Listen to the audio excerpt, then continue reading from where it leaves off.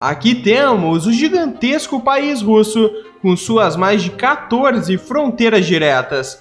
Então vamos começar a entendê-las do leste para o oeste. Temos a primeira fronteira com a Coreia do Norte, que é uma pequena divisão, mas aqui a Rússia armazena dezenas de bases militares. Não exatamente pela proximidade com a Coreia do Norte, mas sim porque aqui a Rússia tem acesso ao Mar do Japão, onde estão presentes o próprio Japão, a Coreia do Sul e a Coreia do Norte, além de uma ligação com as suas ilhas que estão muito perto do Alasca, nos Estados Unidos. E também a fronteira com a China, onde consegue mais proximidade com as maiores cidades do Nordeste chinês, como Harbin e Changchun. Saindo desta região, temos a fronteira russa com a Mongólia, que militarmente falando tem um poder ínfimo, mas divide o grande estado chinês da Federação Russa, e aqui a Rússia tem dezenas e dezenas de bases militares, pois sabem que o grande estado chinês pode se tornar um problema no futuro. São 4 unidades de blindados, 3 bases aéreas militares e diversas outras unidades militares que compõem a defesa nacional daquela região. Portanto, em caso de ataque, uma faixa de mais de 600 quilômetros divide os países, com o deserto da Mongólia sendo uma extensão perfeita para não haver conflitos naquela região.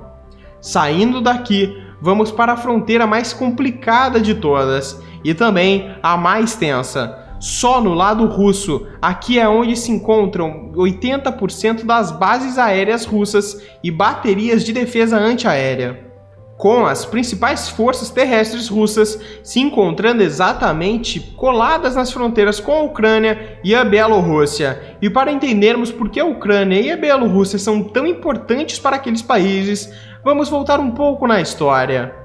A Ucrânia é um ponto de tensão entre a Rússia e o Ocidente, desde a Revolução de Juramidan de 2014, onde a Ucrânia lutou contra separatistas apoiados pela Rússia no leste do país. A península da Crimeia foi ocupada e anexada, com tropas russas se acumulando à fronteira ucraniana. E desde o começo de 2022, as tensões vêm aumentando ainda mais. De acordo com o próprio governo ucraniano, mais de 127 mil soldados russos estão dispostos na fronteira com a Ucrânia.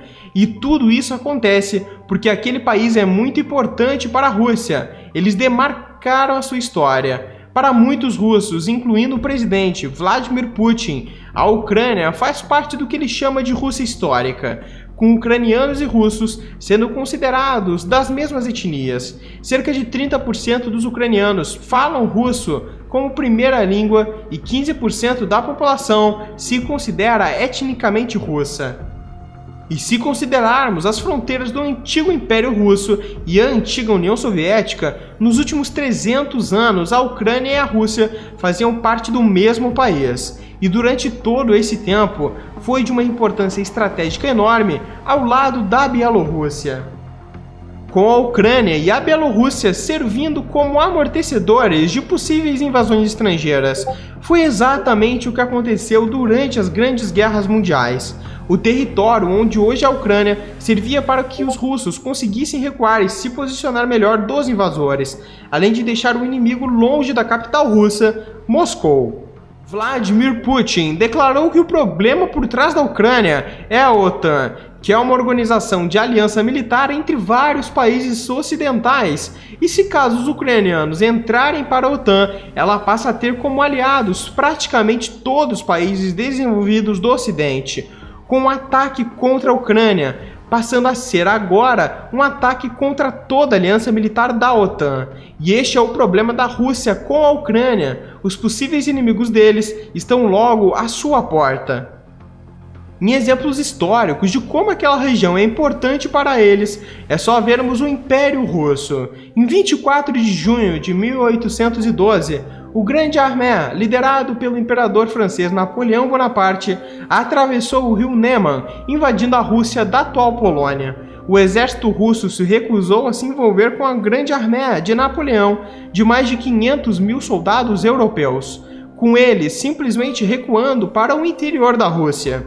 E a Grande Armé não tinha os suprimentos nem as redes de distribuição necessárias para uma marcha tão longa. Enquanto as forças russas recuavam até a capital de Moscou, eles destruíam o próprio terreno. Os estrategistas franceses assumiram que o Grande Armé seria abastecido por carroças ou seria capaz de reunir suprimentos à medida que avançassem os territórios russos. Mas as estradas russas, no entanto, estavam em péssimas condições, dificultando muito o transporte de suprimentos. Além, é claro, de não haver mais suprimentos dispostos durante a marcha, o Grande Armé também não se preparou para o inverno rigoroso da Rússia e suas tropas não estavam vestidas ou treinadas para o tipo de terreno que iriam enfrentar. E é o mesmo cenário na atual Rússia. Se houverem invasões europeias aos territórios russos, a capital Moscou será extremamente exposta aos inimigos e, portanto, será mais fácil de ser conquistada do que se houvesse outra região além dali. E é por este fator que a Rússia não quer que a Ucrânia entre na OTAN, pois se caso isso acontecer, o motor econômico da Rússia, Moscou, estará exposto demais e assim com a Rússia e a sua economia irão ficar totalmente arriscadas.